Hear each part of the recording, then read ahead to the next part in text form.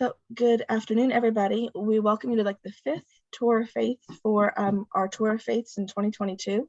We'd like to welcome you to St. Matthew's. We have another one we're going to let in the waiting room here. We'd like to welcome you to St. Matthew's in DC. We have Maureen Hurley here and Bob Gallagher. They're going to help lead us on the tour through St. Matthew's today. For those of you that might need it, I did enable the closed captioning, the transcripts. I think there's somewhere in there on your screen, excuse me, that it might say that you can accept it. I wanted to let you know quickly that we're going to be going through all these little hotspots in the map over here. And I know Maureen might explain some of this too. But what we decided yesterday is what we'll do is we'll pause before we jump from one part of the map to the other part, in case anybody has any questions. The best way to ask a question would be if you could put it into the chat, and I will go ahead and ask it, so that way Maureen and Bob just have to focus on their screen and their tour, and I will focus on helping everybody in the here on the tour with me. And that way I just figured there's a lot of detail and a lot of history I'm sure that Bob's going to explain. And it might be easier to ask it going from room to room, just to make sure that you understand everything. To try to go back might be a little bit difficult. So if we go ahead and turn it over to you guys, you would like to introduce yourselves, and we'll go ahead and get started. Well, good afternoon and welcome to our very informal tour of St. Matthew's Cathedral in Washington, D.C., our nation's capital. My name is Bob Gallagher. I'm a parishioner of St. Matthew's. And Maureen Hurley. I am an employee here. I work for the Cathedral. I've been here for about 15 years and was involved in the creation of the virtual tour that we're going to be using to help you get a sense of the art and architecture and the history of St. Matthew's. So I will be his wingman in the sense of walking us through the various hotspots and chapels and areas of the tour. The pastor of St. Matthew's is Monsignor Ronald Jameson. The slide on the screen shows two things. One is at the bottom right shows the dedicated cornerstone in 1893. Well, a lot preceded this date, 1893. The land had to be acquired. The archdiocese had to be convinced that we needed a new church west of the White House. That's where the growth was taking place in the second half of the 19th century. America had become known more and more as a world capital. And the thinking gradually evolved that a world capital city should have a splendid house of worship, the Catholic tradition that would house the cardinal, the archbishop, the bishop, and be a center of life in the cathedral, and also be a parish. I am a parishioner. We have a regular schedule of masses at the cathedral. We have some 24 masses throughout the week here at the cathedral at different times. The vision of the cathedral you see on the left is from a high and across the street view of Rhode Island Avenue. Hey, Maureen and Bob, can I stop you for 1 second? The picture that I have on my screen is the inside. It's not the outside where it has the cornerstone that you mentioned. I think that was on the other screen. All right, let's see if we can get that. I think, yeah, just real quick. I know we're, yeah.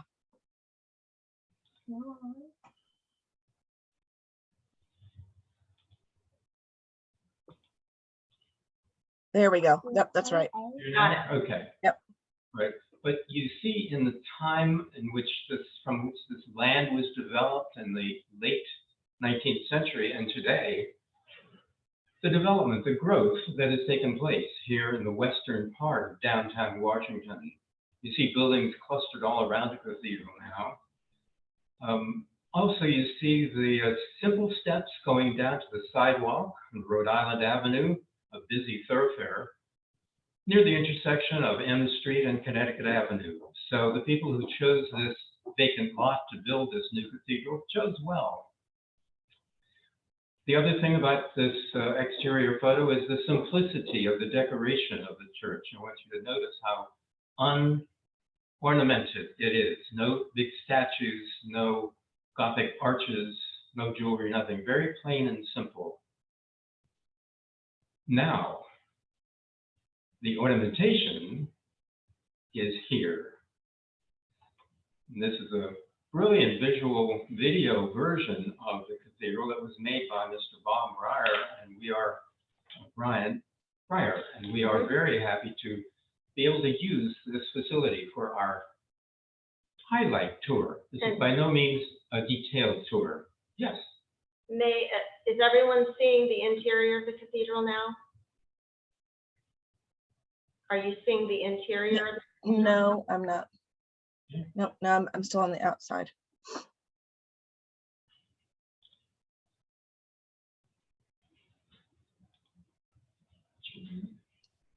There we go.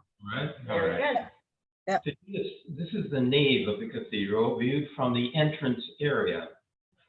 And I wanted to show this first, just to show you the scale of the floor plan of this Latin cross church, a very traditional way to arrange. But later on, when we see the chapels in more detail, I'll describe how long it took for the church, the cathedral nave, to get looking like this. It was not simple. Not even 130 years worth of detail work went into this. And there is still probably some ongoing work. There have been 2 renovations of the church. The one most recently that shows so brilliantly the color of the mosaics and the murals took place in 1999 through 2003. A major renovation removing decades and decades of candle wax and detritus from the air that circulated, brought in by the parishioners for all those years. It really looks beautiful now. You can actually see the artwork in so much more detail. From this point of view, you can also see the bottom of the dome, which we'll look at in more detail in a few minutes. You can also see the pillars or the piers that support the dome from this distance. They're massive pieces of iron and steel covered in beautiful Carrara marble. A Gothic cathedral would have columns all up and down the aisles, but in this open floor plan, you need a different way to support that dome, and that's how they did it. Now, looking above the nave, we see the vaulting of this cathedral, which is also a Romanesque tradition. Barrel vaulting, where the arches are curved and arranged together so that they can support the roof and transfer the weight evenly throughout the walls.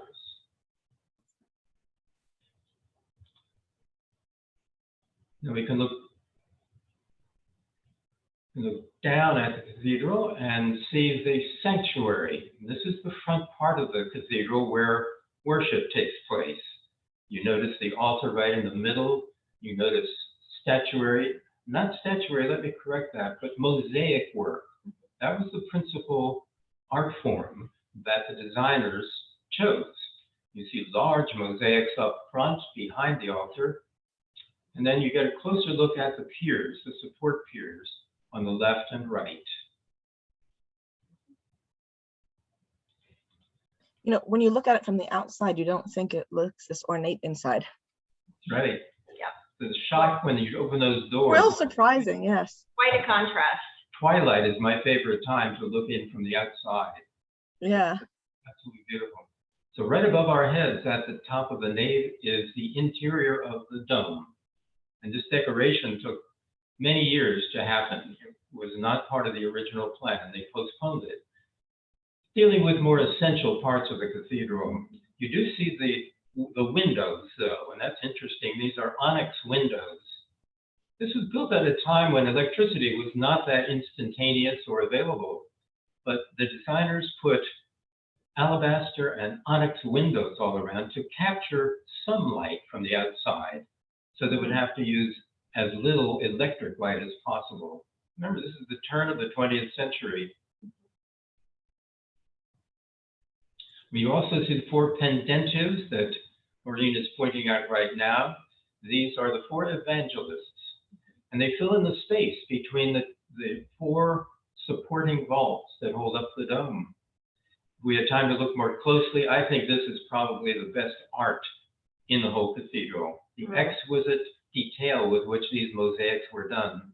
They were done in Italy, in Venice, in the island of Murano, world famous for doing mosaics. That's where they were made and carried here and installed.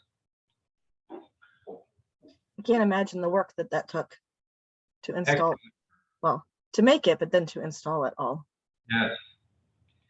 Now below that is a plaque embedded into the marble flooring, and this dedicates the location of the catafalque and the coffin of President John F. Kennedy at the Requiem Mass on February 25th, 1963, 2 days after his assassination in Dallas. So then the remains were removed to Arlington National Cemetery, where they lie in expectation of a heavenly resurrection. And the front steps of the cathedral is the site of that iconic photo of young John saluting as his father's casket went by. Oh, wow. You could see that from the opening frame. I could have pointed that out, I guess, but it's on the sidewalk in that opening frame of our program, where John Jr. in his blue jacket saluted his father. We're going to move,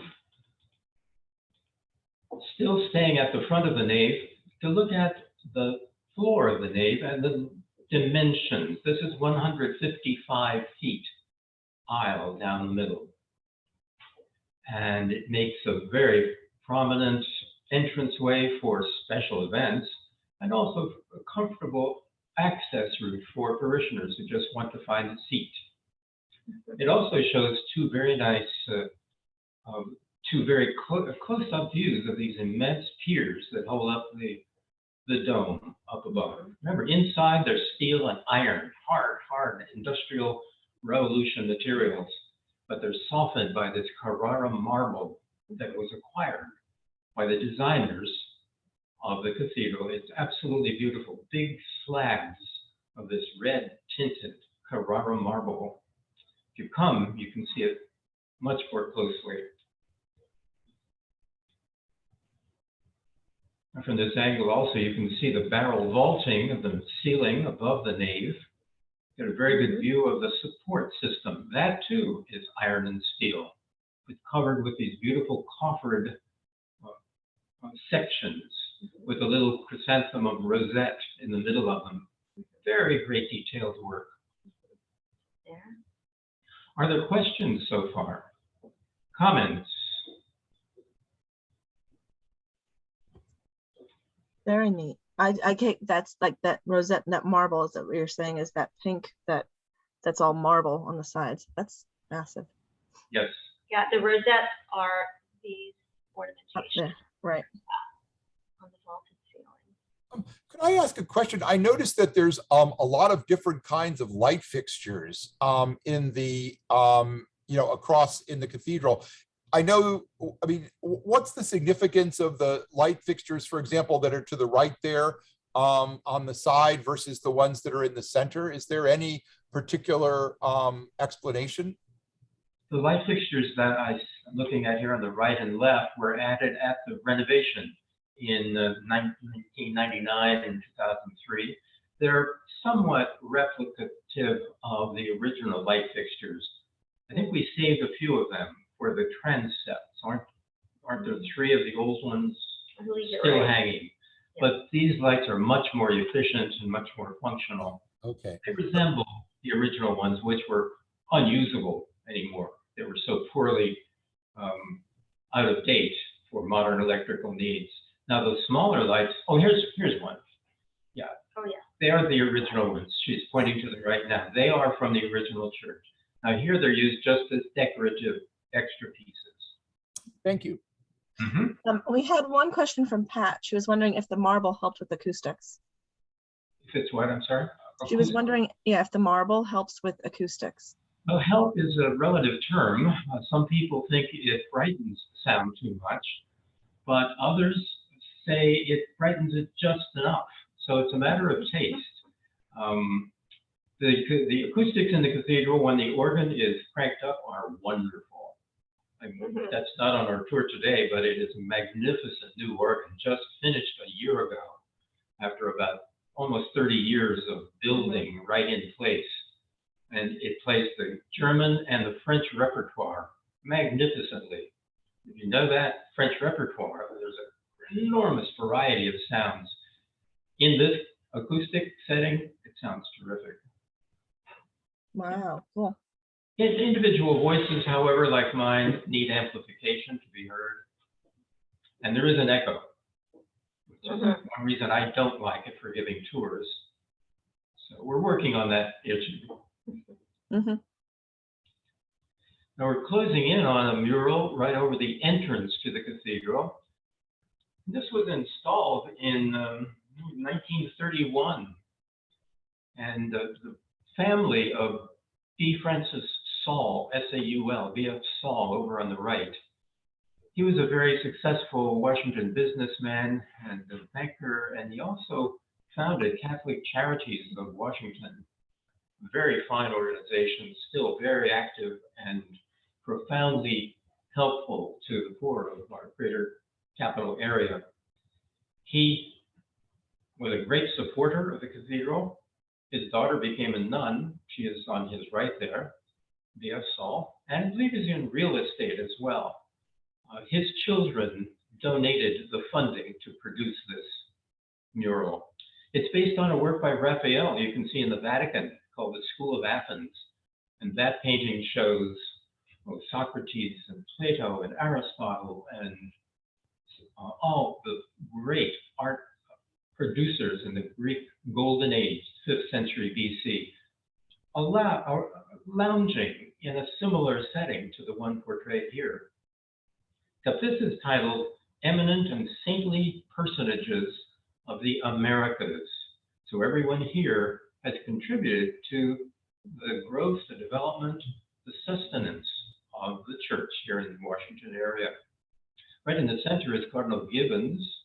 He was the Archbishop of Baltimore, Washington, which was the combined diocese for many years before Washington became a diocese of its own.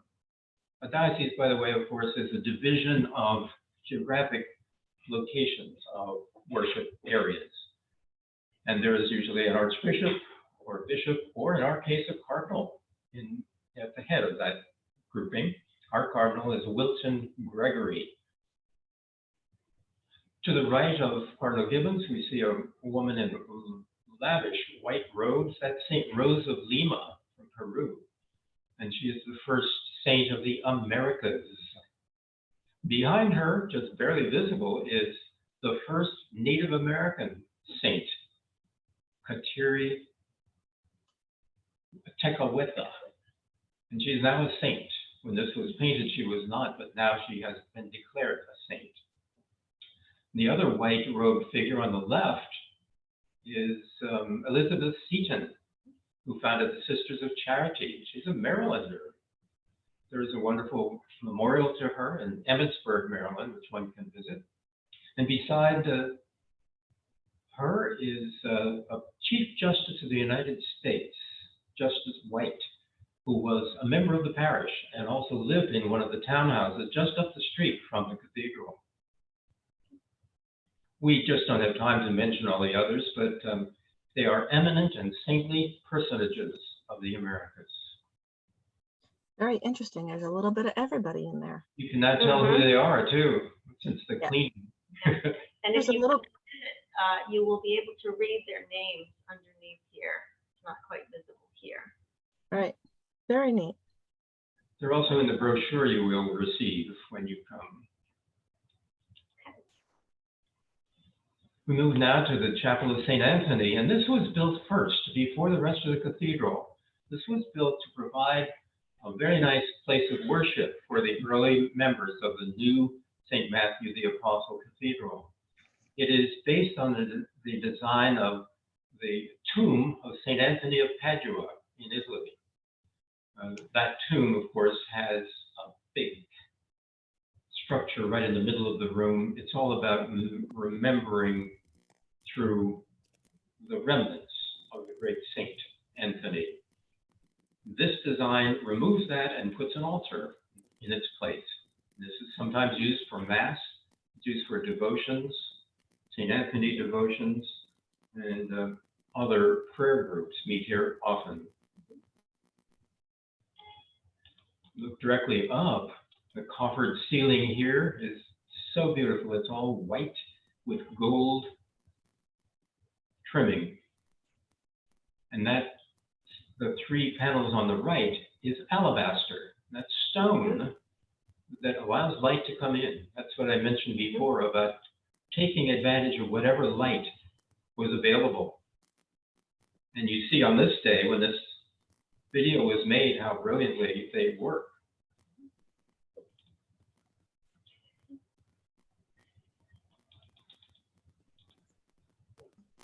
We're going to, this highlight shows three famous Franciscans and doing their thing, as it were. This on the left is St. Anthony preaching to the fishes, preaching to the fishes. He was a great orator, a great speaker, and a great teacher. And the symbolism of this is that the fish hear the word of Jesus from Anthony and carry it to the seven seas of the world. He's a missionary. The middle panel is St. Francis, and he is speaking to the birds. He's preaching to the birds. The same symbolism operates. This is Spoleto in the Tuscany area of Italy. And Anthony is preaching profoundly to the birds, who then carry through the air his words to the rest of the world symbolically. And on the right is St. Bonaventure, a famous scholar and writer of church history and church theology. There's a university in New York State named for St. Bonaventure. You remember yesterday we were doing this run through, I mentioned the school in Greenville, South Carolina. It's actually called St. Anthony's of Padua. I remember that's what it's called now. When you mentioned that, I thought that was interesting. I'm curious, well, I should probably be quiet and let you get to it, but I'm wondering if you could explain what the candles are that are lit up in the picture. Oh yes, these are votive lights, and they are in several places around the cathedral.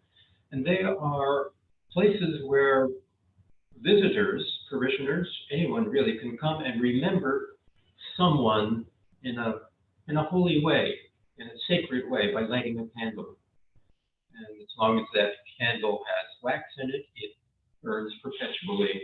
It's an ancient tradition in the church and in other religious traditions as well. It probably comes from the Byzantine tradition of lighting candles in sand as in memory of someone. When I go to a new cathedral, I always light one in memory of my parents, for example. Yes, you can remember the living or the deceased. And during the pandemic, we added a feature to our website that would allow you to submit names of people that you want us to remember and pray for. And at that time, the candles weren't burning in the cathedral. We weren't doing that. We would just light them privately for people. And then when the votive candles came back, it was a great cause for celebration. People could come in and light their own candles. Yeah, I'm sure. Yeah. Candle, a symbol of light, symbol of power, fire, a symbol of energy, a symbol of perpetuity. That's a long time. And this is these are the hills of Umbria, where Francis lived and worked, and Anthony too. And the one Maureen is pointing out now is the most famous, probably, Assisi. And there's the Basilica of Assisi. So you visit, you must see it. Now, in that basilica is a mural by Giotto, 13th century, of St. Anthony preaching to the birds, which inspired the one we have that you just saw. Oh, very cool. You said he was Franciscan. I believe, if I remember, the friars that were in Greenville, they were is there Franciscan friars? They're Benedictines too. Okay. What's the difference? They're a different founding person, Saint Benedict, Saint Francis, and slightly different commitments in their profession. Some are dedicated more to teaching.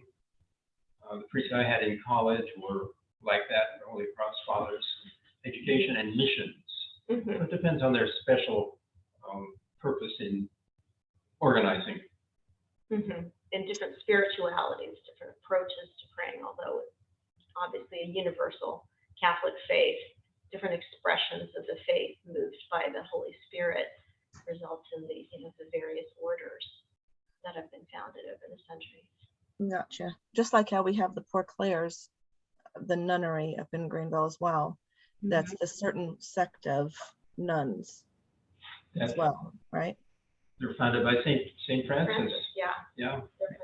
Saint Clare was one of his followers. Yeah. And I think we have Saint Clare. I think one of these images is Clare here. On the left side, we're going to show you the one of the miracles attributed to Francis. There was a wolf that was plaguing this town, Gubbio in Tuscany, by killing all the sheep. And they pleaded to Anthony to do something, and so he went down with his books and sat under a tree. And when the wolf came, he looked at Anthony and came over and sat at his feet, and was like a puppy dog. And in time, the sheep came back, and they're grazing happily. So it's a wonderful symbol of unity and cooperativeness and harmony. Yes, it is for sure. Maureen is going to show you a close-up of some of the carving that was done here.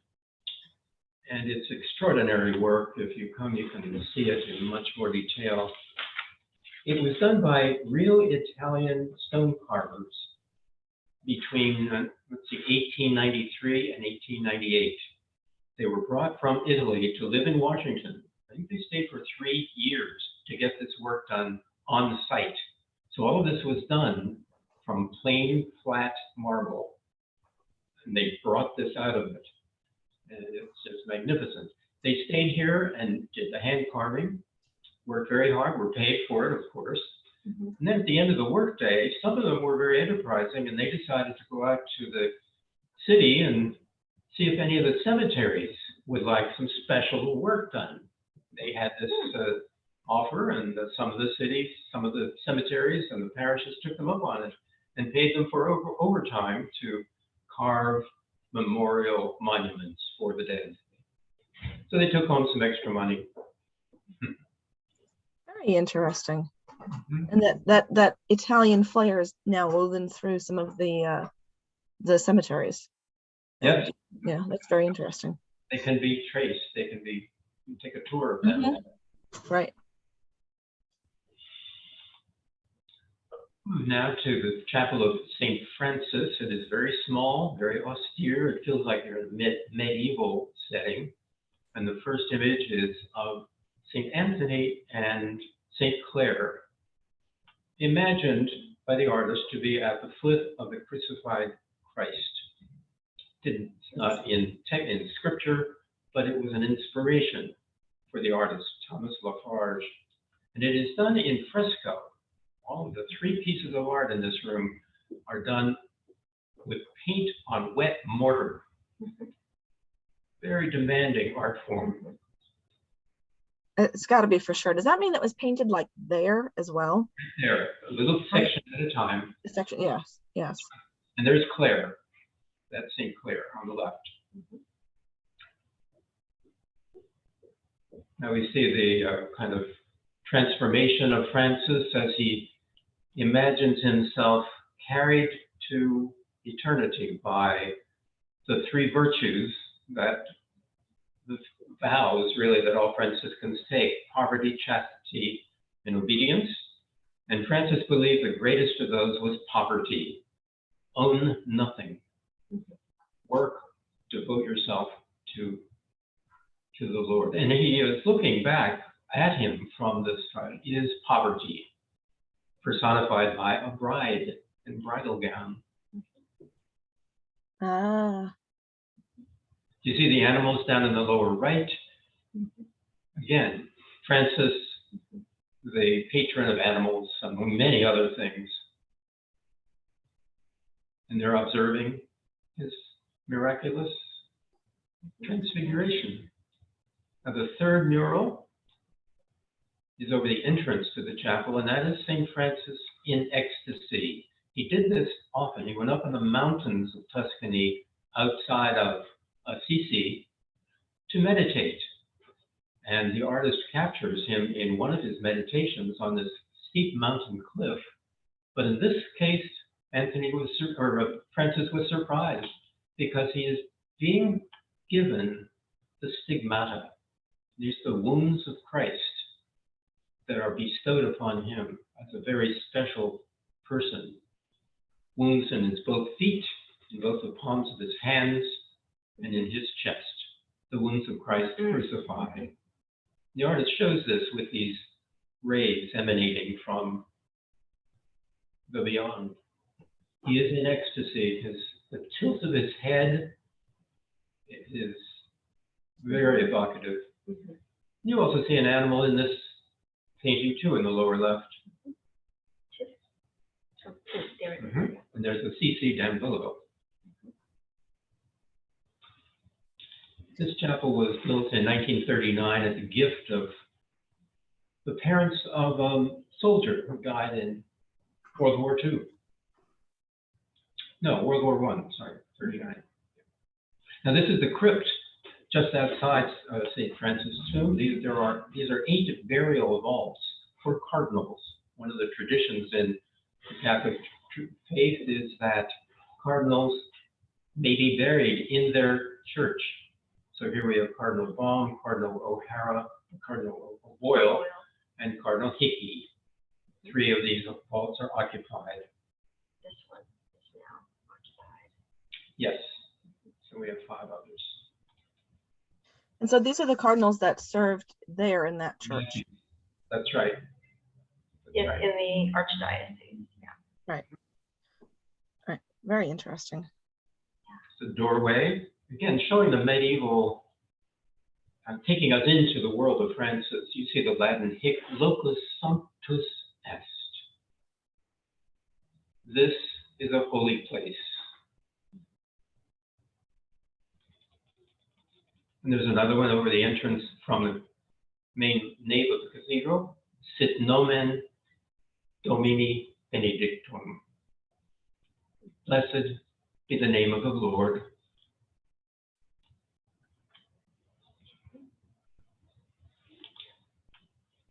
Move back to the top of the nave.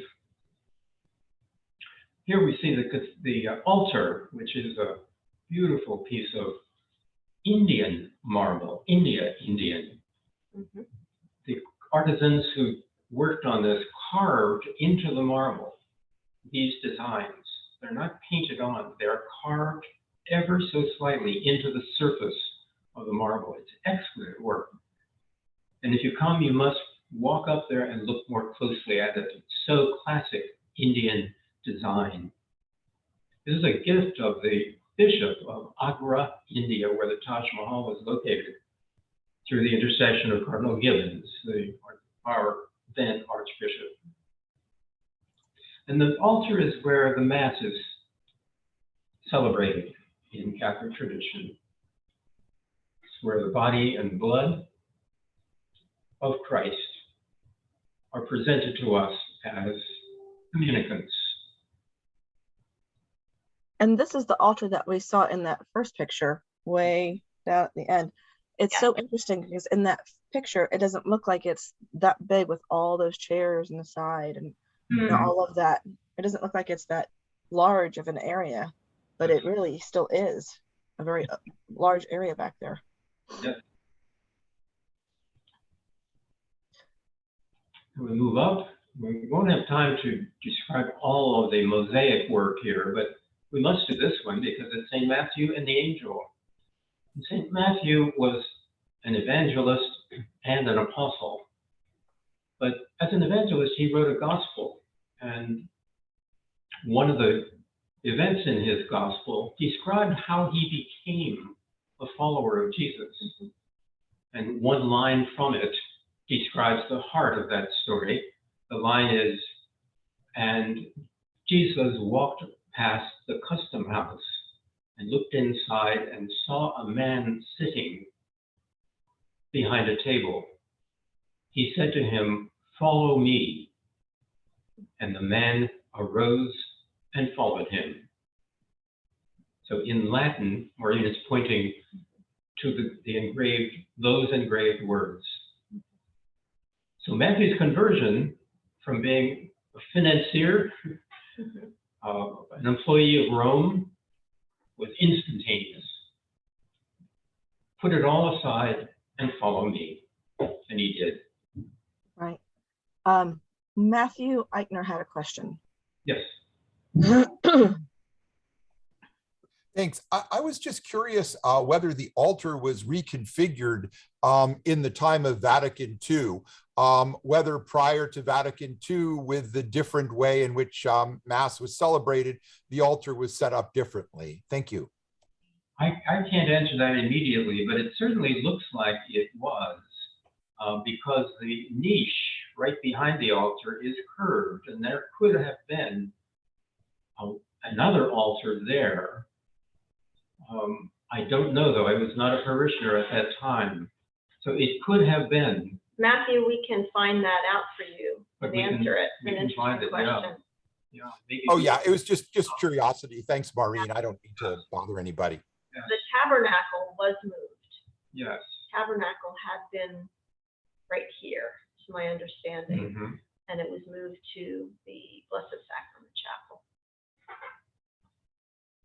All right, and now we're moving to the right. This was at one time called the Chapel of St. Joseph in 1916. This was one of the early ones built.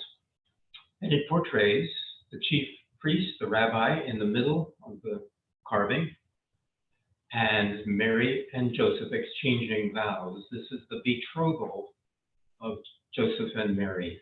Originally, though, there was a statue of Joseph only in this place. But this carving, gold covered carving, was done in 1961. So there was a change in this from St. Joseph's Chapel to the wedding chapel, it's now called. It's based on I'll tell you one thing about it. It's based on a story, a myth, a French myth about the worthiness of Joseph to be the husband of Mary. The myth says that a number of bright young men were eager to become her husband, and to do so, the chief priest ordered them to present their staff, their walking stick, to him. And they did. And when Joseph came by and presented his staff, it burst into beautiful flowers, lilies. St. Joseph is often portrayed holding lilies. You see the gentleman on the right, he's one of the suitors who was upset by this outcome. He's breaking his staff over his knee. You see the two pieces?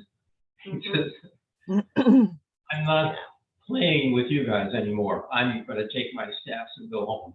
But that's the story, and this artist thought it was worth including. So, on the left, far left, you see the Blessed Mother and the young being engaged, and behind her is her mother, Saint Anne, and behind Joseph is Mary's father, Saint Joachim.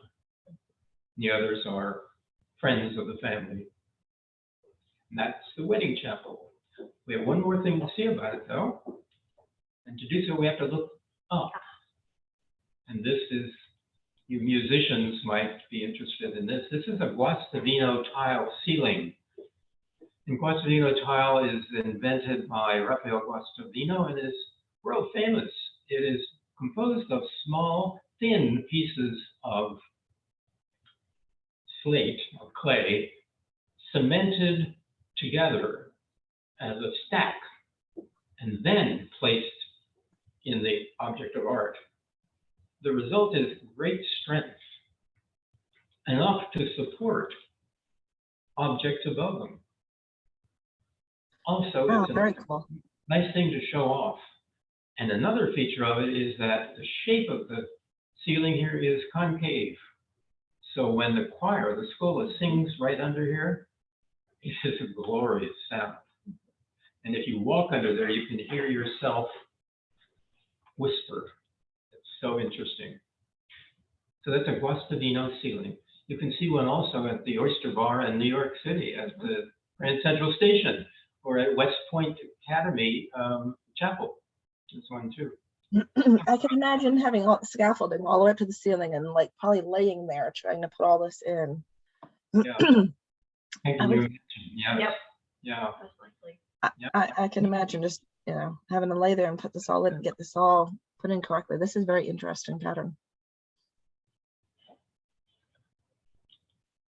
Then we'll move to the Chapel of the Blessed Sacrament. This was, there is the original tabernacle that we mentioned before, but now it has been redone. This was done in the 1960s, I believe, and it portrays in mosaic, beautiful mosaic, I think, by John de Rosen, a very famous mosaicist in the Washington area, the road to Emmaus from the Gospels. This is after Jesus rose from the dead, before ascending into heaven. And the stories that are told are of his apparitions around the area many times to prove to people that he was arisen.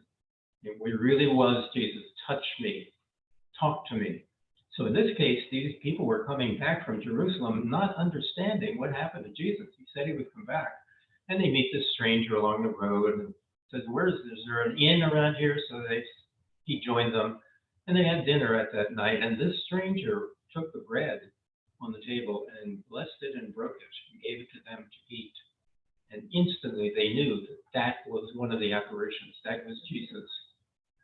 They consumed the bread, as we do at communion, and they never got over the stunned feeling. And that is portrayed in this mural, this mosaic, I believe. Where is he? What was that? What just happened? The man with his hand up. So the road to Emmaus. They recognized him in the breaking of the bread. And at the top is a very nice decorative detail that doesn't have theology behind it, but it's the four angels. And Maureen and I just think it's so beautiful. And they cleaned it, and you can see the detail, the shading work is quite lovely. I can't even imagine this looking dirty. Like oh, maybe I guess back many years ago, maybe if there were candles or something like that, there'd be like soot that went up to the, right? Absolutely. I'm like, I mean, everything is so pretty looking. I'm glad that we're looking at this now. I'm just like, I can't imagine stuff being dirty in any of this because the whole. To be cleaned one by one almost. It was yes, no, I'm right sure. there by the altar with all of the big candles and incense. Also incense. I'm going to move now to Our Lady's Chapel, and it is about the genealogy of Mary. The effort here is to assure people that Mary is in fact descended from David, and thus a worthy person to choose as the Mother of God, Mother of Jesus. On the right, the two murals, I won't go into great detail, but that's the Old Testament version. That's Micah and Isaiah, prophets of the incarnation. The tree of Jesse, the root of Jesse, growing up, and at the top is Jesus, son of Mary. And on the left is the genealogy of Mary herself. Instead of the prophets, we have her parents. We have Anne and Joachim, again, rising above. And this time, Anne is holding Mary in her lap.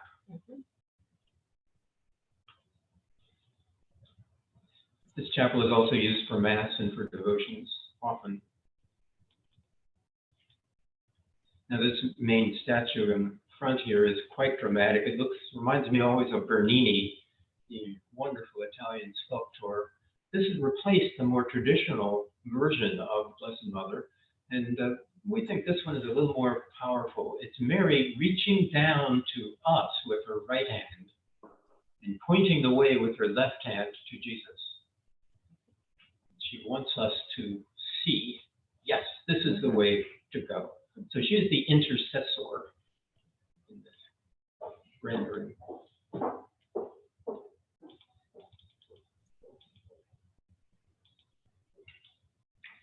There's another Washington sculptor who added to our cathedral, and his name is Felix de Weldon. He also worked on the Marine Memorial over in Virginia, but this is a copy of the Pietà. It is really well done. He donated this to the cathedral in memory of his parents. Felix de Weldon is the sculptor's name. And if you come here, you can see it in greater detail. Before we move on, are there questions or comments? I had one that I just came up with here. I know when you pulled back a little bit, you could see that you're sitting here right next to the main like sanctuary area, I could say. When you guys, do you have, how does noise travel? Because like, I'm thinking when you have like 24 masses in there, that's a lot of masses throughout the week. But like if somebody's having something, what would they have? Like what would they do in this chapel that would maybe reduce noise, or I guess it's at a different time as something going on in the main sanctuary area. But I don't know if that's so much a question, it's just like an observation, or like, is that maybe a spot for sitting for reflection? I attended Mass here once, and the priest used no amplification. He simply spoke, and it was fine within Our Lady's Chapel. And I think that's probably true in St. Anthony's too. We don't use amplification over there. So the sound is perfectly fine, but there's nothing going on in the main church. So there's no disturbance issue at work. Right. I just know sometimes the sound can travel through the whole place. No, it doesn't do that. It doesn't do that. Very interesting. Yeah, it stays within the chapel. Some examples of some of the things that sacraments that are celebrated here include the sacrament of reconciliation, where we'll have, for example, during the seasons of Advent and Lent, we'll have a day when there will be multiple confessors in the cathedral helping people with the sacrament of reconciliation. And there'll be maybe two in this chapel in the two corners. And it's perfectly well suited for that. There's enough space. It's quite a large, when you come and see it, you'll see it's quite a large chapel. Yeah, I'm gonna have to end up making a trip to DC at some point. Definitely.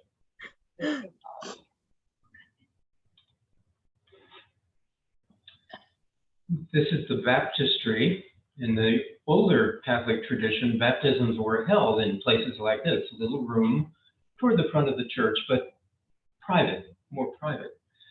That was discontinued after the Vatican II, when the belief became very clear that baptisms are a receiving of a new person into the community. So let's have the baptism up front where the community can see it and participate and respond in prayer. So for a while before that decision was changed, baptisms were held here. And this baptismal font was made by the same artisans who did the altar. It is beautifully carved out of marble from Accra, semi-precious stones, of course, like the other. It's right in the middle of the room, quite beautiful. This is a place of water. Baptism is a sacrament of water. So the artists reflect that in their choice of subject matter. Maureen will show you the first one. Can you tell what it is? It deals with water in that frame, that center frame. Oh, that's a fish, isn't it?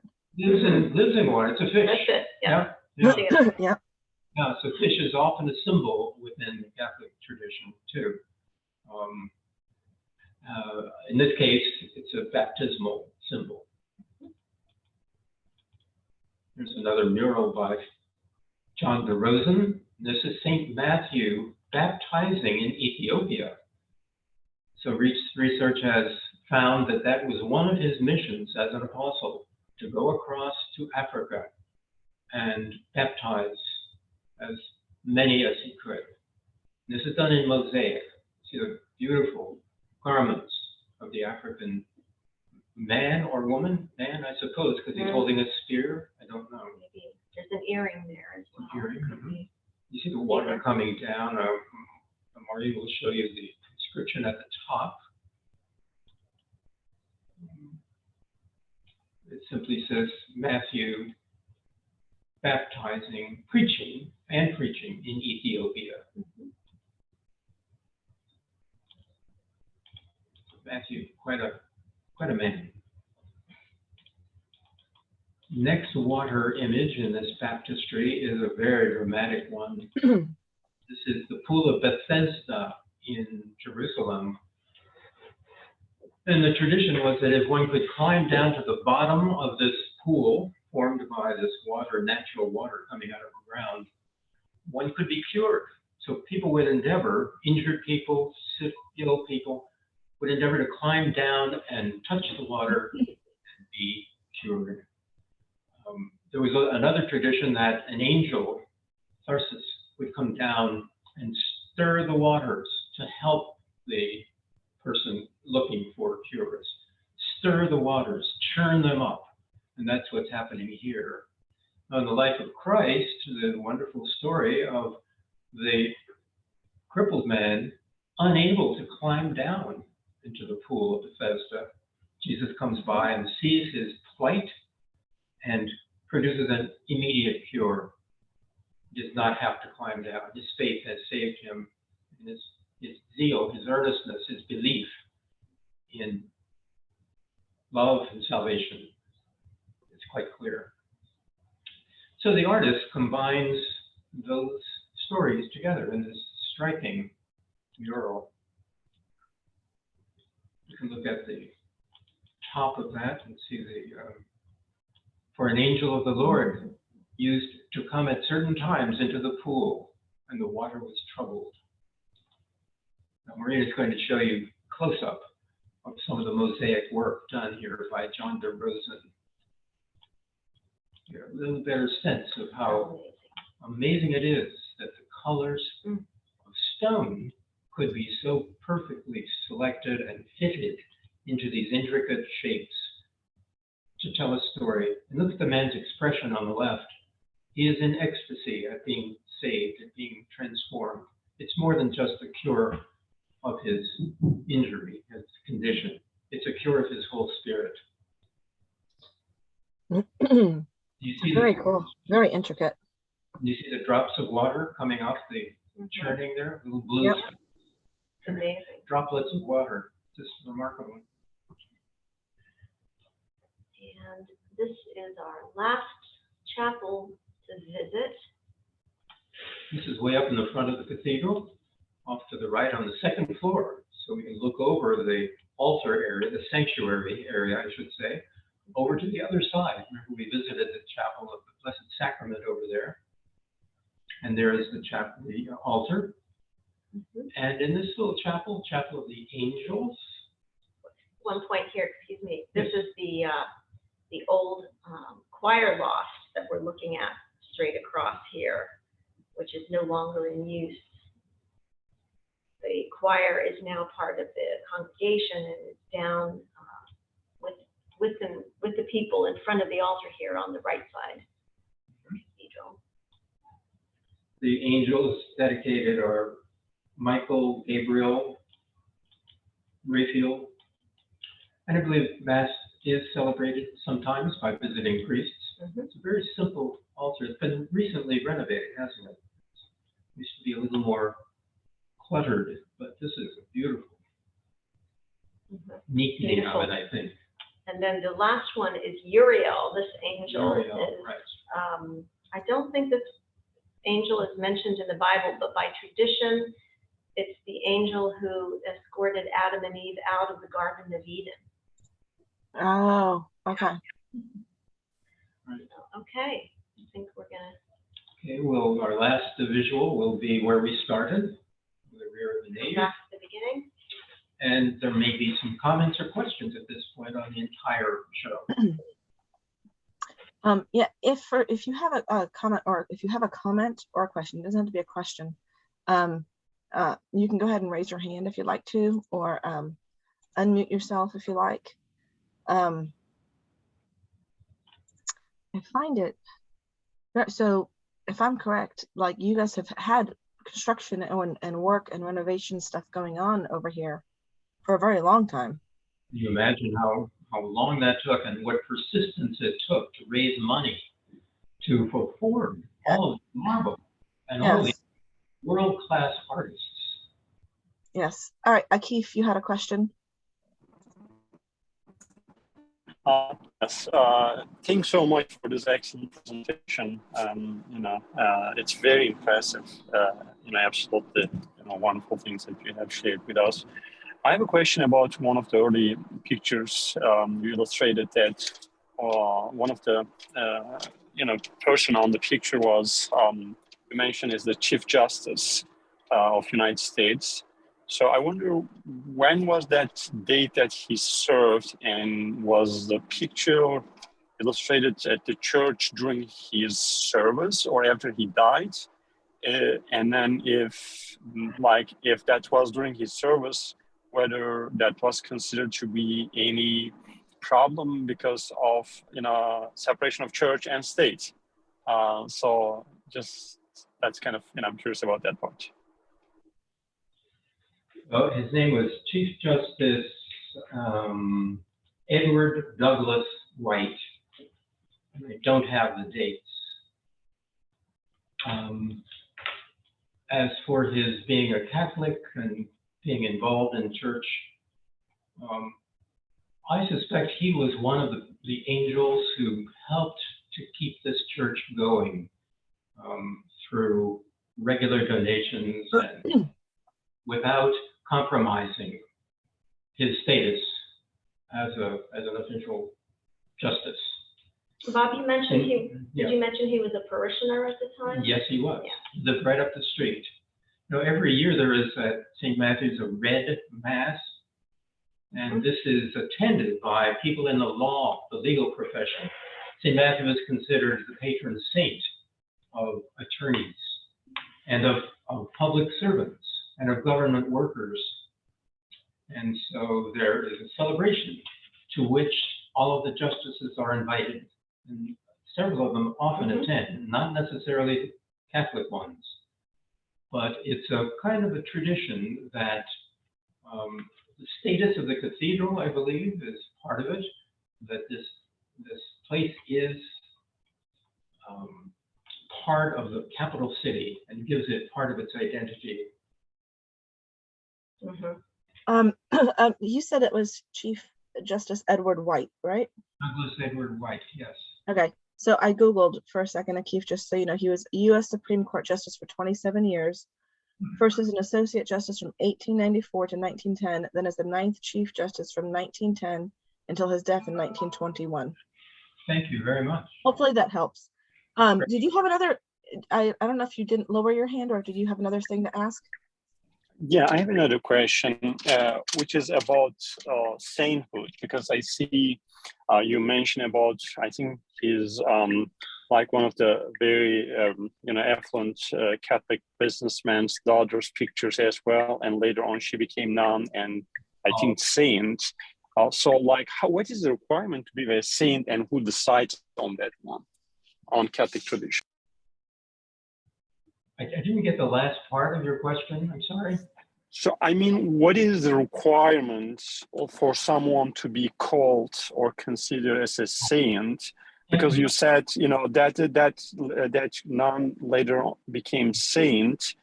So, who decides someone is saint or not? Right. There are two questions here, really. He was not a saint. He was an eminent American. So the title of this painting is Eminent and Saintly Personages of the Americas. So he was an eminent person. He founded Catholic Charities, so he was very good at that skill, really necessary to make anything happen charitably. As far as naming saints, that is a long process that takes years to happen. Sometimes not. Sometimes it's faster. I'm not the theological expert, but I know that if there is a process. There used to be something called the devil's advocate, and that person would try to find out all of the bad things about the candidate for sainthood and present them as if at court. And then the council at the Vatican would consider that as one would in a courtroom. Is this person worthy of sainthood? Well, if they didn't find anything that objectionable, that would not be an impediment. And they'd like to find examples of miracles that may have happened for people who trusted in that person's intercession. Mother Seton had that. Mother Teresa had that. They want to make Mother Teresa a saint. There's a lot of people very interested in that. So it's a combination of charitable works, hard work, long time commitment to the faith, and just a general lifestyle of holiness and self-sacrifice, so that it can be modeled by us. The purpose of saints is to remind us of maybe a different way to live our lives.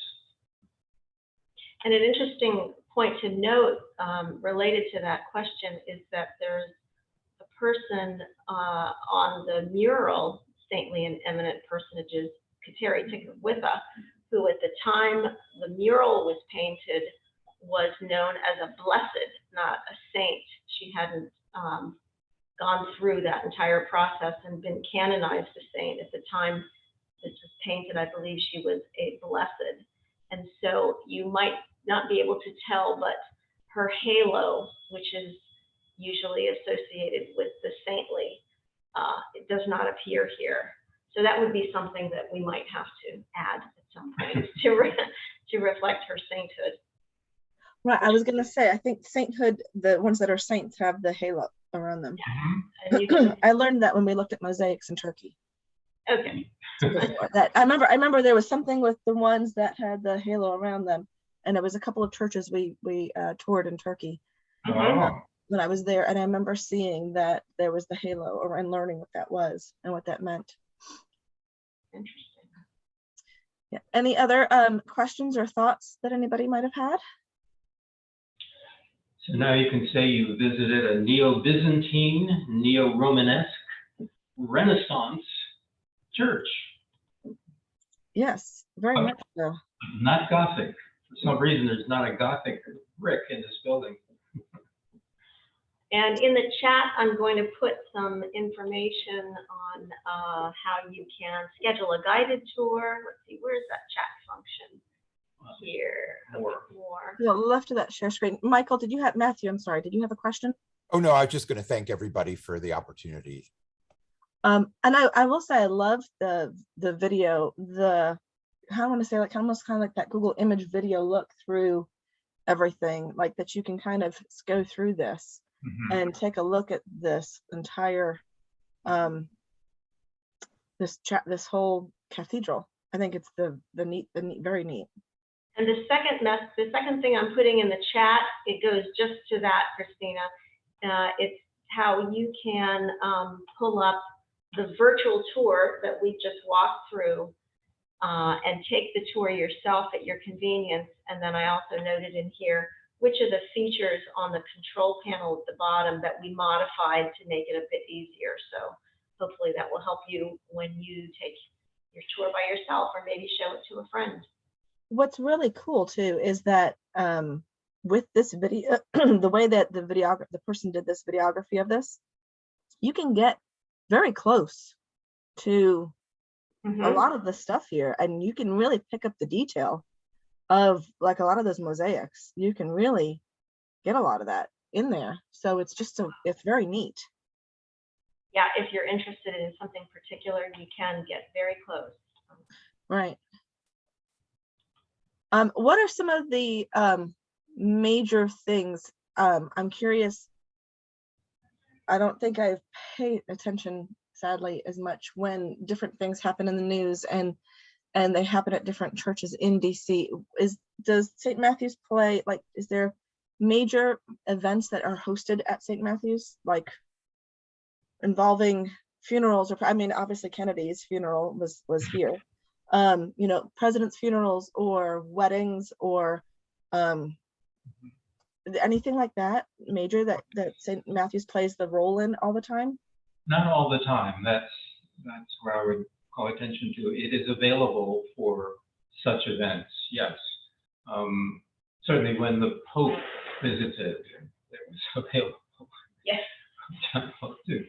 But others can come and preach. Sometimes it's a congregation of nothing but priests, where it's a very special visitor to Washington wants to address just the clerics. But there can be stellar weddings here too. You just have to range through the rector. The big events in history, that's pretty much negotiated between the event, the person in charge of that event, and the rector of the cathedral. Yes, Right. and we do have a parish history that talks about a lot of the questions that we've gone over today, and it does note that we had a Lutheran's funeral here in the cathedral, and it was Chief Justice William Rehnquist. That's right. So Oh, the Washington National Cathedral apparently was unavailable for the funeral, and no other house of worship was as large or conveniently located as St. Matthew's. So we were honored to have his funeral here. And as Bob mentioned, we've had papal visits. We've had both Pope St. John Paul II in 1979. He celebrated Mass here. And then in 2015, Pope Francis came and led a prayer service with the bishops of the United States right here in the cathedral. It was an amazing event.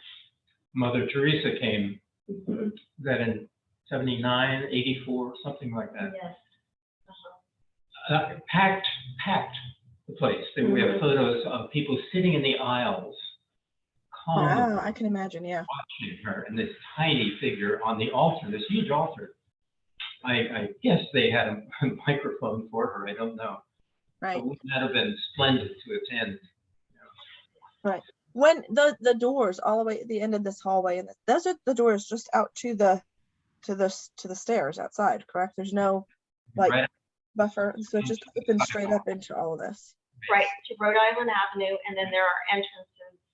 There's an entrance on this side as well, the west side. To our Small right. entrance, and then also an entrance through the garage. So there's many ways to get in, and the doors are. We had a period when we had more limited open hours during COVID, but we are back to regular hours, and the doors are open for a good part of the day and until after our 5:30 Mass. So people are welcome to come in and visit and pray, recollect anytime the cathedral is open.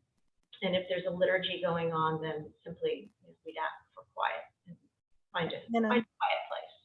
Very cool. Anna, did you go ahead if you had a question or something? Where is it located?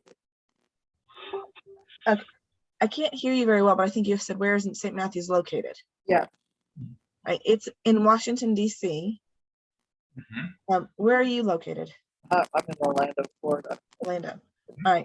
I thought you palm trees. I figured the United States breezy palm trees, but the breeze right now is like dead. Yeah. All right. Like Beautiful. really hot. It's really hot.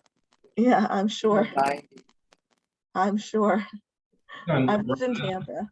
Rhode so- Island is near M and Connecticut, right in the center of a major urban part of the city, Yes. And just blocks from the White House, and near Embassy Row as well. Many of the mansions built at the same time the cathedral was built are embassies. And they're magnificent. There are tours of the embassies one can take a certain time of the year. Just a short walk from the embassies. and also metro accessible from 2 different metro stops. Oh, very cool. Yes, it is. Yeah. And an elevator to come up off Yeah. off the sidewalk level, walk around the side, entrance to the garage, and there's an elevator door. All right. So just this, inside them. Yeah. just the silly question. Like, is this all heated and air conditioned? Yes. really, I'm sure they had to come through afterwards, part of that renovation, and run. That would have been a massive undertaking, I can think. Enormously Yeah. expensive too. Yes. I can imagine. It was heated and air conditioned. Wow. And that must feel really good because I know in DC, not every place is Hmm. heated or air conditioned. Mhm. So I was there a couple of years ago and we had to go to the barber to go get a haircut somewhere downtown area and walked in and it was stifling hot. And people were sitting in their business suits getting their haircuts. And I thought, oh my gosh, this is what it's like in DC. Like not everything is it's still old in some of the area, the architecture, the way it's all put together, and it's hot. Part So of 2003 renovation was to upgrade the air conditioning system and the heating system. So they're much more efficient now. yeah, Economical. very cool. Yeah. Very cool. All right. Anybody have any other thoughts or questions? If you could see everything, I know Pat said in the chat, very beautiful and wonderful tour. Thank you. And did the chat information come through? Yes. Yeah. So if you, I'll just tell you quick, like what Maureen was saying in the section is you can go to the website and they turned off the features that you can do, like the blinking hotspots, background music, and the auto move function and the information panels. So they turned those off so that they were able to go ahead and talk over it. Can we just see that organ for 1 second? Because you did show that organ for 1 second, and I'm just curious, Mhm. like about it. I think it's like to the left or something. And I was just like, because that is like a gorgeous organ. Yeah, it's about 60 feet high, I believe. It is designed to replicate the front of the cathedral, the same basic lines and structure. You can see the two side altars. We went into Francis Chapel and the baptistry. There's Right. some here too, where the pipes are. Mhm. They're tin pipes, some 79 or 80. It is now finished, and there are 5,050 pipes all inside that box. Mhm. Wow. In November of 2019, we had an amazing dedication recital for the rededication of the completed instrument, and Nathan Laube, a world-renowned young organist, came and played for us, and it was just an amazing event. And we do have guest recitalists, guest organists coming periodically, and all that is on the website. People if Right. people are interested in attending, and the organ is played every Sunday at Mass. And actually, last night I was at something called a wedding consultation, where young couples gather who are being married in the cathedral, and the organist goes through all of the wedding music choices that they have.